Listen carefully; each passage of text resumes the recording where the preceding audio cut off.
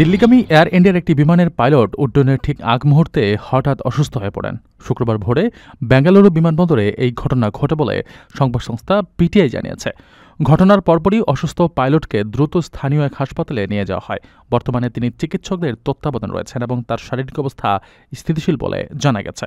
তবে ঠিক কী কারণে তিনি হঠাৎ লুটিয়ে পড়েন তা এখনও নিশ্চিতভাবে জানা যায়নি।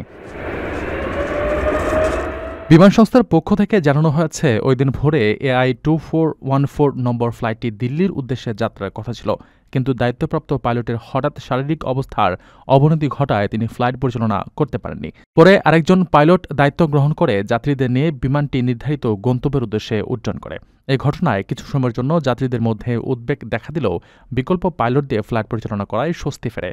বিমানটি শেষ পর্যন্ত নিরাপদেই দিল্লিতে পৌঁছায়। বিমান সংস্থাটি আরও জানায়, বর্তমানে ওই পাইলট স্থিতিশীল আছেন এবং হাসপাতালে চিকিৎসকদের নিবিড় পর্যবেক্ষণ রয়েছেন। আপনার স্বপ্নগুলো আকাশ ছুবে প্রবাসীর হেলিকপ্টারের মাধ্যমে। বিয়ে, জন্মদিন অথবা যে কোনো বিশেষ প্রয়োজনে হেলিকপ্টার ভাড়া করতে যোগাযোগ করুন স্ক্রিনে দেয়া নাম্বারে। প্রবাসীর হেলিকপ্টার, নিরাপদ ও সাশ্রয়ী বাহনের বিশ্বস্ত নাম।